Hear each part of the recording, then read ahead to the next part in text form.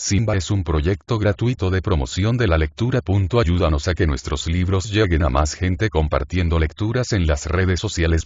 Si puedes y quieres, también puedes hacer una donación para mantener el proyecto y posibilitar que nuestra biblioteca siga creciendo.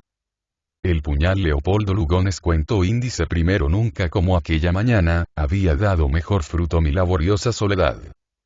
Acababa, efectivamente, de hallar por mis propios medios la palabra secreta de los iniciados drusos, el imperativo anagrama de la convocatoria, con que pretendían llamarse por influencia mental, a despecho de la distancia y de los obstáculos, verdadera llave de oro de su formidable hermandad, los discípulos del Viejo de la Montaña. Nadie ignora la existencia misteriosa, si no es mejor dicho obscura hasta lo legendario, de aquella orden de los asesinos, que durante los siglos XI a XIII aterrorizó el oriente musulmán, imponiéndose a los propios cruzados, hasta engendrar entre ellos mismos la hermandad filial de los templarios, no menos enigmática para la historia de la cristiandad. Difíciles estudios sobre su carácter sombríamente romántico, y sobre su fundador, el Viejo de la Montaña, acababan de llevarme a ese resultado más quimérico que histórico, pero, por lo mismo, más interesante para un poeta. Precisamente, el Viejo de la Montaña fue condiscípulo del famoso bardo persa Omar Khayyami. Fruto, pues, de una empeñosa labor, no exenta de peligros, según me lo advirtiera como el pasar el egipcio Mansur Bey, cuando me refirió la historia que titulé Los ojos de la reina. Creo inútil añadir cuán profundo era mi contento. Peligros, dije, ya que toda exploración del misterio los comporta, aun cuando solo sean ellos la intranquilidad del alma o la excesiva tensión del raciocinio, fuera del también posible influjo eventual sobre fuerzas desconocidas. Así el descubridor de la pólvora cayó víctima de su propio invento, y Riemann, el matemático genial del espacio esférico, dio en el abismo de la locura. En aquel estudio habíanse aunado, por otra parte, la tendencia a las investigaciones cuyo absoluto desinterés constituye un lujo negativo, o sea, la inutilidad espléndida que una mente productiva se costea con lo que deja de ganar, y esa especie de amor a la aventura que pudiéramos llamar la provocación del destino. Y apresúrome a advertir que este autoanálisis, ya concluido por lo demás, explicará de suyo ciertas dificultades inherentes al relato. No intento desaparecer en con la impersonalidad narrativa cuya eficacia reconozco, porque no se trata, a la verdad, de una novela, sino de una historia. Fatalista por temperamento y por experiencia, violé sin recelo la conocida prescripción de no pronunciar al azar las palabras secretas, que un descuido fonético puede volver contra el propio locutor, ensayando muchas veces el posible sonido de la que había descubierto. Voz de curiosa semejanza con el célebre monosílabo am de los teósofos hindúes. Pero nadie ignora que todas las hermandades ocultas del Oriente tienen puntos comunes de intersección. En esto me hallaba, cuando, con gran sorpresa de mi parte, dada la estricta consigna de aislamiento que resguarda mi labor matinal, la mucama me anunció una visita. Pero, por Dios, Maguji, empecé con impaciencia, no tengo dicho que Sí, señor, lo he negado ya 2 veces. Pero se trata de un caballero que parece muy afligido y que dice venir de parte del emir Arslan. ¿Del emir? Eso es distinto, autoricé, no sin cierta extrañeza ante aquella insólita perturbación de mi disciplina que el prudente amigo conoce y respeta con estrictez de buen trabajador. Algo serio, indudablemente, pensé todavía. Y confiando en que el mudo reproche de mis carillas húmedas y mis libros abiertos abreviaría la visita importuna. Hágalo pasar aquí mismo, dije. Y el desconocido, que representaba unos 42 años, simpático de aspecto, elegante con sobriedad, vaciló ligeramente en la puerta. Habíalo, quizá, desconcertado algún reflejo de contrariedad en mi semblante que me apresuré a componer por cortesía. Y atribuyo a esta fugaz preocupación la idea confusa de haberle oído murmurar en árabe, mientras tomaba el asiento que le indiqué. Asau Jairón. Más vale así. Pero, acto continuo, su voz de franqueza varonil, bien que muy suave, alzóse para decirme en castellano, apenas turbado por leve guturación. Discúlpeme, señor, que haya invocado con abuso el nombre del emir, nuestro amigo. La verdad es que vengo por mi cuenta, o mejor dicho por la de usted. Pues, dado su conocimiento de la santa fidelidad, usted sabe perfectamente bien que se acude a un llamado suyo. Y ante el ademán de asombro que no intenté reprimir. Pudo usted soñarlo anoche. Pero esta mañana lo reiteraba despierto. Creí que algo lo amenazaba. Por esto insistí en ver a usted. Sentí un estupor más cercano a la veneración que al miedo. Efectivamente, la noción de la palabra secreta habíame venido al despertar, como esas lecciones que, de muchacho, abandona uno, para dormirse descorazonado, y que resulta haber aprendido durante el sueño. El desconocido añadió con naturalidad. No es acierto casual, ni fruto de su estudiosa dedicación, por lo demás muy meritoria. Tiene que venir de más lejos, como usted mismo verá. Entretanto, permítame. Debe ser usted de raza española, sin mezcla. Por ahí se puede tener siempre algo de árabe. ¿Correspondió su nombre de pila al del santo que señalaba el almanaque el día de su nacimiento? No. Fue una ocurrencia de mi madrina. Una ocurrencia es siempre una revelación. Así tuvo usted en su nombre la doble L inicial que corresponde a su signo astronómico, los gemelos, ¿no es cierto? Y repetida por contenido fonético, la influencia del león, que significa el imperio de la violencia en su destino. Confirmada añadí, tendiéndole la palma de mi mano izquierda con voluble abandono de la jovialidad por una doble señal de muerte violenta y... El desconocido echó una viva mirada sobre mi nítida red palmar. Y todavía con el signo del puñal en el valle de Saturno. Diablo, señor Lugones agregó, riendo a su vez, su caso podría ser inquietante. ¿Por qué? Interrumpí. Si es realmente la fatalidad, fuera inútil oponerse a lo inevitable. Mi serenidad, turbada un instante, había vuelto, impulsándome a esa especie de contraofensiva sobre mi sorprendente interlocutor. Solo entonces pude reparar en algo no menos extraño. ¿Cómo era que estaba yo respondiendo sin fastidio a ese interrogatorio de impertinente singularidad? La fisonomía de mi visitante bastaba para explicarlo. No aparentaba, he dicho, más de 42 años, aunque era, sin duda, de mucho mayor edad. Pero esta, a su vez, resultaba inapreciable. Tratábase, evidentemente, de uno de esos dominadores del misterio cuya impresión queda indeleble en quien ha visto alguno, siquiera fuese al pasar. Bajo el ondulante cabello, de intensa lobreguez, la frente erguíase con serena pujanza, al par que luminosa de sensibilidad, como si se le transparentara en limpidez de alabastro el pensamiento, ya encendido con irresistible esplendor en sus ojos pardos, estriados de oro. La nariz, de rectitud casi griega, acentuaba con su línea segura la firmeza del rostro esculpido con enérgica enjutez. Quijadas y pómulos, en ajustado remache, perfilábanse bajo la fluida tranquilidad de la barba.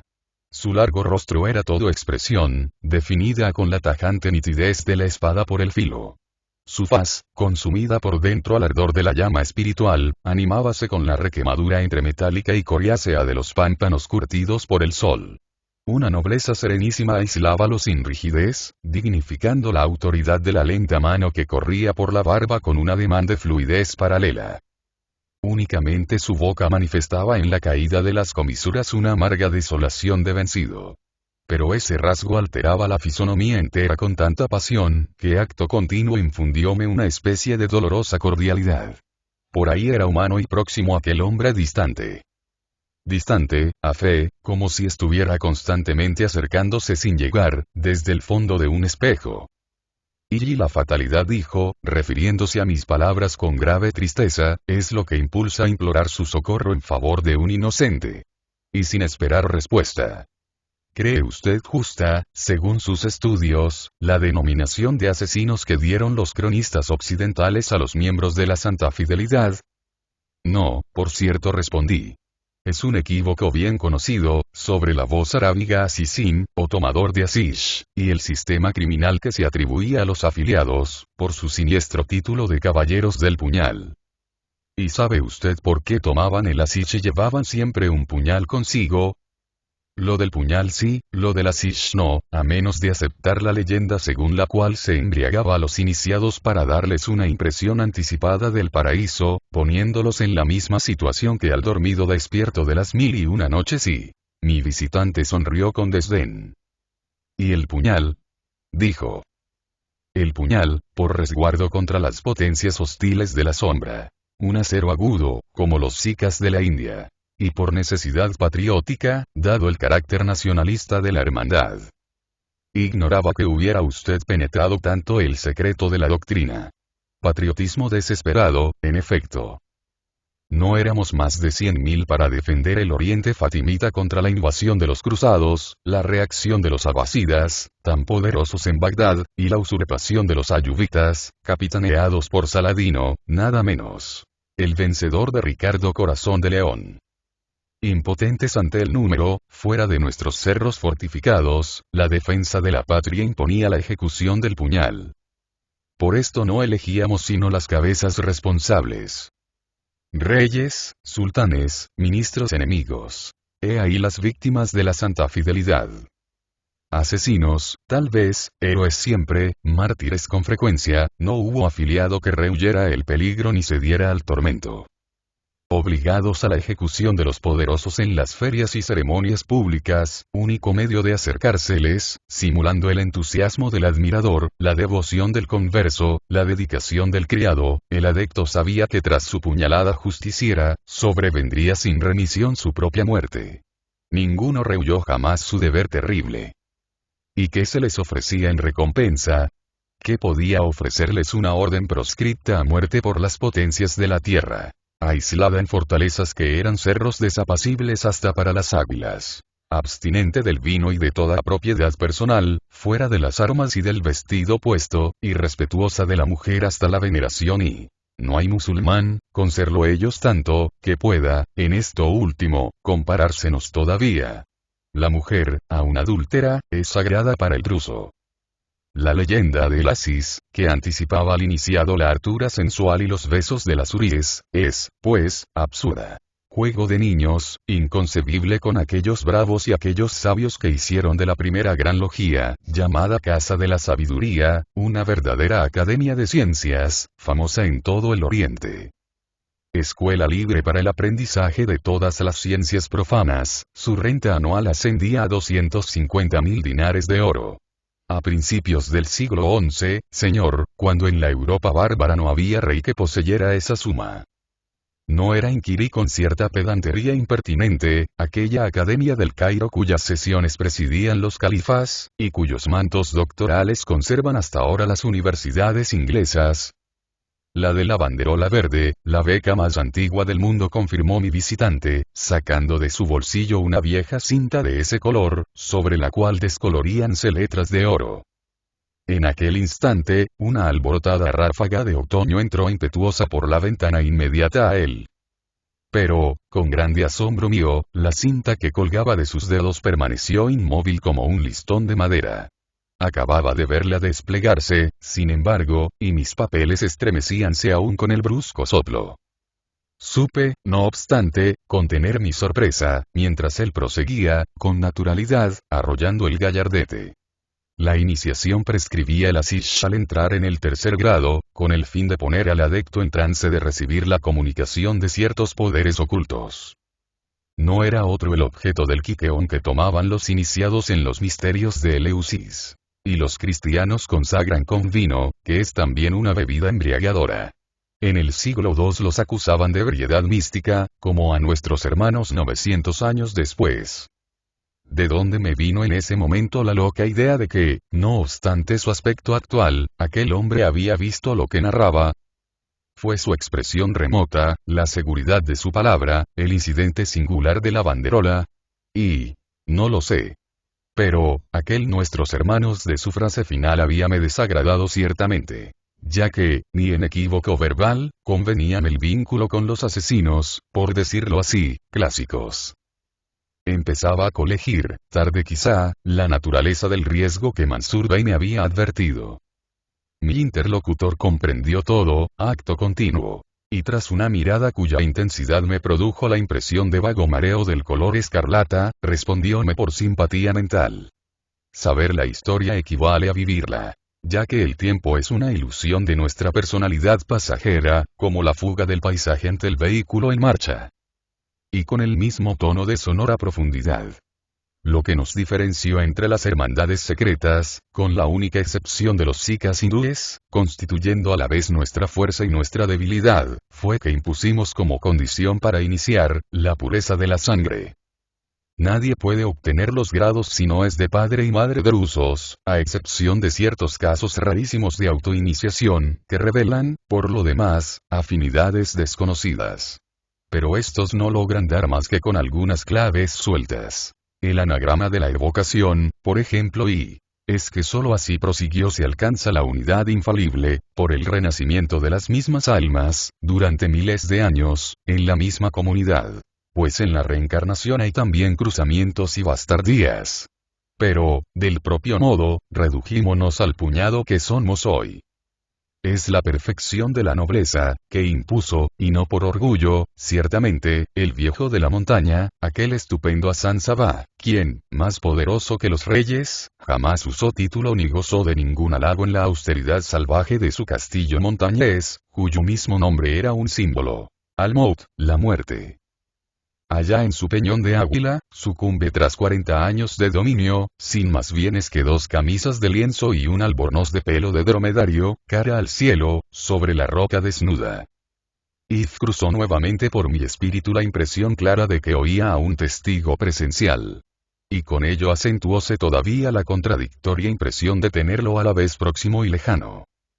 El nombre de asesinos que nos dieron invasores y usurpadores, fue, pues, tan calumnioso como la imputación de impiedad. Sabrá usted que el secreto final de nuestra doctrina enseña la igualdad de todas las religiones en un común propósito de moral práctica, y la revelación de Dios en cada alma, mediante la posesión de la bondad. Dios está en ti mismo. Así, el objeto supremo de la virtud es el hombre. El ejercicio de la fraternidad humana vale más que todas las prácticas rituales, inclusive la limosna y la castidad. La verdad es superior a la oración. El trabajo es la suprema dignidad de la vida. He aquí la herejía que nos imputaban los fanáticos cristianos y musulmanes. Consagrados únicamente a la defensa de la patria, éramos conformes a nuestra verdadera designación, los fedaví, los sacrificados. Porque nuestro juramento de fidelidad comportaba la abnegación absoluta. De ahí nuestros colores. El blanco del sacrificio sin límites y el rojo de la propia sangre ofrecida, que así resulta la suprema generosidad. Esto es lo que aprendieron en nuestra iniciación, no cerrada entonces, aquellos cruzados que fueron después los caballeros del temple. Los del manto blanco y la cruz escarlata. Así quedó el rastro en los apellidos y en los blasones de Europa que, como es sabido, tomó del Oriente estos emblemas. Los Sidney de Inglaterra llevan el nombre que dábamos en el primer grado de iniciación, al viejo de la montaña. Sidna, nuestro Señor. El creciente de blasonar, con las puntas hacia arriba, que tomamos de Egipto, donde era el signo faraónico del poder, figura en el escudo de los Anglure de los Vosgos, y de los Lunones de Asturias, que, según creo, fueron sus antepasados y... Mas, mi sonrisa de incredulidad ante aquella que me pareció socorrida mención heráldica, advirtióle la importancia que doy a tan fantásticas vanaglorias. Sea como quiera, añadió, titubeando ligeramente, hubo muchas iniciaciones de templarios que la misma orden conservó secretas, sobre todo al agravarse su persecución. A esos verdaderos ejecutores pertenecieron los puñales que por rarísima excepción han llegado hasta nosotros, y cuyo tipo, llamado Nakas al-Maut, cincelador de la muerte, no lo fabricaban sino los fedavis de Asia. Así hallé este que poseo en el tenducho de un judío de Angulema. Pasóme cortésmente el arma, que examiné con interés. Era una hoja triangular, como de 15 centímetros, tan tersa que allanaba su cuádruple ranura en la nitidez de un solo reflejo. Pero, su impresionante mérito de pieza excepcional, estaba en la empuñadura de bronce. La guarda representaba una lápida roída a medias por el tiempo, en cuya cara exterior el dueño europeo, probablemente, había grabado después con toscos rasgos las palabras Sijit, aquí yace, el cuadrado con punto central, símbolo de la sentencia, y una antorcha caída. El puño era un esqueleto que, de pie sobre la losa, avanzaba con sesgo paso, echando hacia atrás el sudario sostenido por la mano izquierda sobre el descarnado esternón, mientras la derecha, caída al flanco, disimulaba en un pliegue del lienzo fúnebre el puñal pronto para herir. La anatomía, de asombrosa perfección, llegaba hasta detallar en la obscura cavidad del tórax la columna vertebral, suelta en aquel hueco que atravesaba oblicuamente la luz por el vano de la garganta y por los espacios intercostales. Sacro, pelvis, huesos de la pierna que avanzaba al descubierto, brazos y manos, eran de la misma acabada cinceladura. Bajo el desembozo del sudario, la calavera dilataba horrenda risa. Y el lienzo caía por detrás en largos pliegues de siniestra elegancia. Mas, a pesar de tantas excavaduras y relieves, era notable la comodidad manual de aquel puño. Sin perjudicar lo más mínimo el rigor anatómico y el desembarazo de la actitud, cada hueco de la figura afianzaba la posición natural de cada dedo, fuera directa o inversa la del puñal.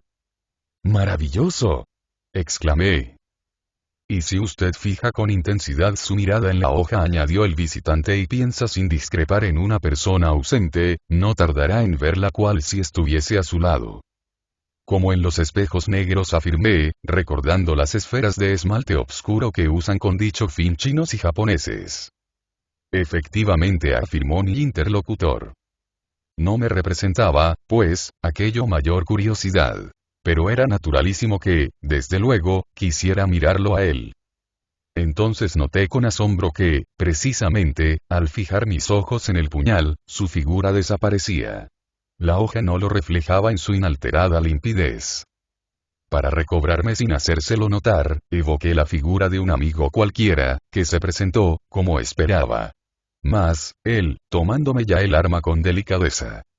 Érame indispensable, prosiguió, conocer su opinión sobre los asesinos. De otra suerte no me arriesgaría al encargo que me propongo dejarle. Habríame limitado a impedir las consecuencias de un descubrimiento que solo tiene por fin la curiosidad. La fría decisión de su acento comportaba de tal modo una amenaza, que, sin dejar de alarmarse profundamente, sublevó mi indignación. Pero todo reproche murió al instante en mis labios.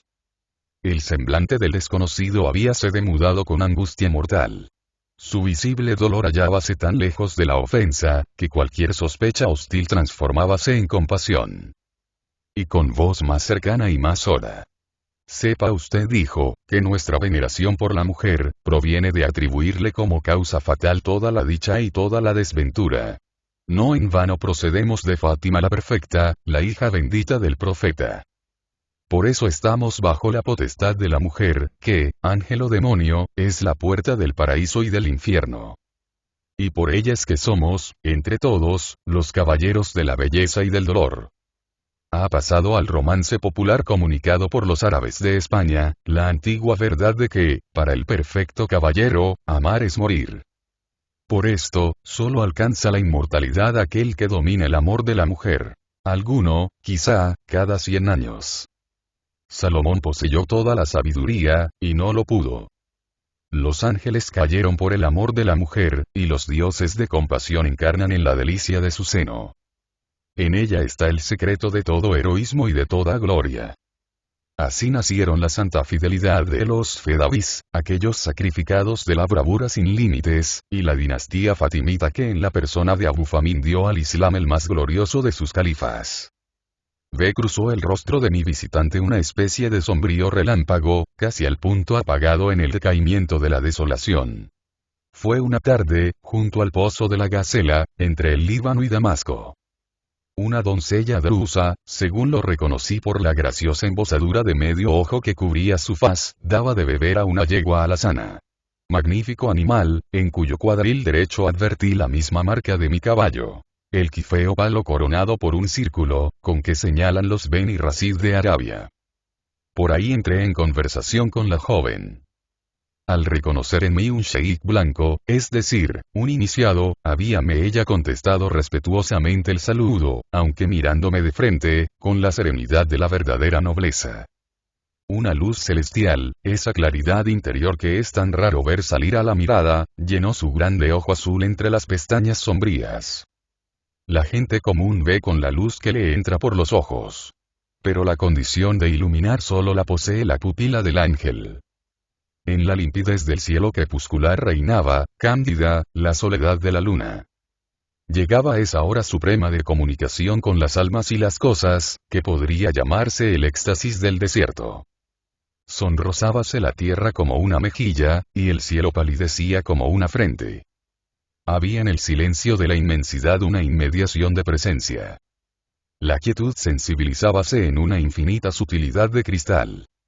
El grande aliento del mundo levantábase en la fragancia de la tarde. Un pájaro obscuro llegó a la palmera del pozo y fue entonces cuando se quebró en la eternidad la línea de mi destino. Adquirí de golpe, con abismante lucidez, la certidumbre de mi caída. Era mi día que llegaba en los siglos. Revelábase ante mí aquel misterio que hacía temblar a los profetas. La presencia del ángel. El ángel que todo hombre tiene escrito en su suerte, pero que con frecuencia no puede hallar sino a través de muchas vidas. Por esto son tan raros los casos de verdadero amor. Aquel ser presentábaseme bajo la forma de la mujer terrestre, que es la más terrible, porque necesariamente encarna la desventura. Y fue así como aquel día, sometiéndome al amor de la mujer, acepté la ley de la muerte. Mi primer paso al abismo fue el ansia incontenible de ver su rostro, que satisfice desmontando, con el pretexto de abrevar también mi cabalgadura, pero, en realidad, con el objeto de interponerla, para mirar al disimulo la hoja de mi puñal. El rostro apareció, divino de belleza en su ternura juvenil. No son raros en nuestra raza los ojos azules y los cabellos blondos. Mas, si las pupilas de aquella criatura semejaban dos grandes gotas de cielo, su cabello era del castaño más hermoso. De ese matiz sombrío, tostado por reflejos de cobre, que daba un encanto ya oriental a las mujeres de Bizancio y de Sicilia. El perfil delicado y la boca graciosa acentuaban la impresión angelical. Trazaba el óvalo del rostro esa línea de belleza que solo conservan las razas puras, y que es inconfundible rasgo de superioridad para el artista. En el abandono de la actitud con que, aflojando el cabestro, esperaba que el animal acabara de beber, su cabeza inclinábase con esa pensativa naturalidad de flor, que es, quizá, la gracia más irresistible de la doncella. Lánguida dulzura que el azul crepuscular tenía vagamente, como encarnando en un lirio. Pero, en la frente clarísima, en el entrecejo ancho de inteligencia, en la vibrante sensibilidad de su gracia, ennoblecíase con ingenua altivez aquella estirpe del Líbano, más antigua que los cedros de Salomón. Aquella raza heroica, que arranca sus propias quejas de amor, tañendo el laúd con la pluma de las águilas. Su nombre, sacado por el horóscopo, era Nur. Claridad. Pero ella ignoraba el decreto de los astros. Sus padres, conforme súpelo después, habíanlo callado para no afligirla o envanecerla, pues le predecía la tragedia y la gloria. La tragedia. Tengo motivo para creer que está en vinculación con mi destino. Pero la gloria es el misterio que debo callar, porque aceptando la fatalidad del amor me rendí al peligro de muerte. Es esto lo que me obliga a implorar su ayuda.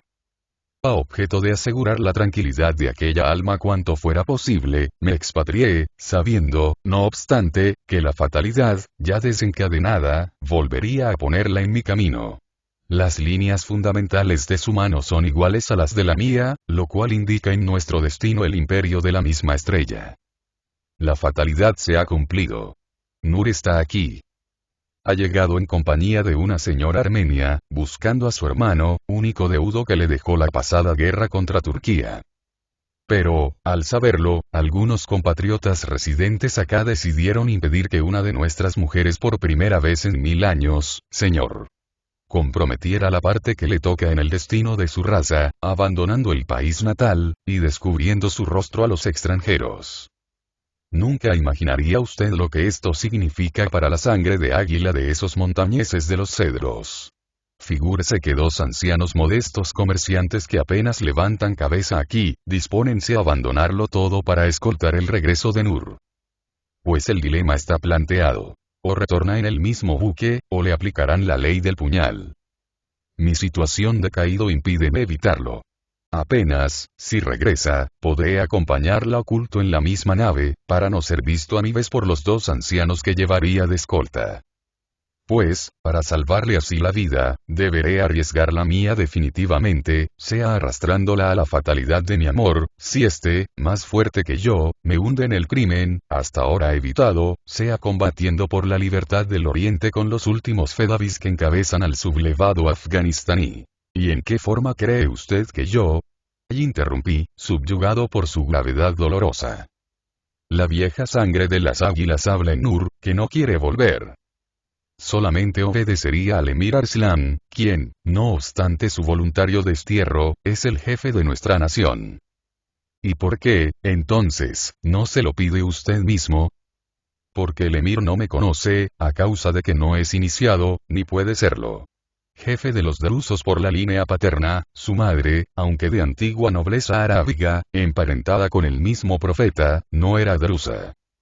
Suplícole que no pierda tiempo, pues el buque debe zarpar mañana. Si no pudiera ver en persona al emir, me atrevería a indicarle, con 1000 perdones por mi audacia, este borrador de una carta eficaz. Puse mis ojos en el papel que me alargaba. Era una carta de súplica humanitaria, dada la gravedad del asunto, ante la solicitud de cierto amigo que deseaba permanecer incógnito. Mientras leía despacio, por lo curioso de la solicitud y lo delicado de la intervención que se me pedía, mi visitante agregaba con un tono cada vez más opaco. Si muero peleando allá en la frontera afgana, recibirá usted por recuerdo y por gratitud el puñal que ha visto, y quizá un mandato. Alcé vivamente el rostro para protestar contra esa arbitraria complicación. Pero la sorpresa me clavó en el asiento. Mi interlocutor había desaparecido. Desaparecido como un fantasma, se ha dicho sin pretensión de evitar la vulgaridad novelesca. No sabría ni quiero sortear el escollo, deformando o aderezando literariamente las cosas, ante la prevista incredulidad del lector. Añadiré, para referirlo todo, sencillamente, sin abrigar la pretensión de que se me crea, pues en este caso habría compuesto cosa fácil, por lo demás un relato verosímil, que acto continuo me lancé a la puerta de calle, infructuosamente, como era de esperar. Pero, después del almuerzo, recobrada ya del todo mi tranquilidad, llamé a la mucama. Vea, Maggie, el caballero que vino esta mañana y empecé. Mas, ella enmendó, comedida, lo que, seguramente, parecióle una distracción de mi parte. Sí, señor. El mensajero que trajo la carta a la puerta. Añadí cualquier vaga recomendación para salvar el asombroso trance y quedarme, cuanto antes, solo. No había existido, pues, visita alguna para la propia introductora del visitante. Pero el borrador, verdadero certificado, a fe mía, estaba allí con todas sus letras. Escribí al emir, sin embargo, en los mismos términos, que a pesar de una resistencia angustiada hasta la humillación resultaronme indispensables, y supe poco después, por él mismo, que la joven drusa navegaba hacia Beirut. ¿Qué sería del fantástico Fedaví? ¿Habría consumado en el desamparo de la alta mar su tragedia de asesino? ¿Peleaba como los afiliados de otra época, en las tierras del remoto Afganistán? ¿No era todo aquello una ilusión de mi mente, extraviada por la tentación de las ciencias malditas? Un sueño, quizá. El diálogo con una sombra. Y, vi algún tiempo después, una serena noche palpitada de estrellas y de brisa fragante, alguien ejecutaba, en el devoto recogimiento del salón familiar, una sonata de Beethoven. Mesíanos la onda musical en esa celeste melancolía del perfecto amor, más divino, acaso, porque no ha de durar, cuando tras un fortísimo atacado con potente brío, parecióme oír que caía un objeto tras del piano. Nada se movió, por cierto. Pero, concluido el trozo, el ejecutante observó. He creído oír que algo caía mientras tocaba. No será nada, dije. Algún cenicero puesto ahí por descuido. Mas, cuando el salón quedó desierto, retiré el piano con viva inquietud. No me había engañado el presentimiento. Era el puñal. Lo curioso de esto, amable lector, es que el puñal existe en mi poder, como lo saben todos los amigos de mi casa. Solo que me llegó muerto, es decir, con la hoja enteramente despulida. Por exceso de uso. Por pérdida de su mágica propiedad. El caso es que nada refleja su acero gris, salpicado por unas cuantas manchas rojizas.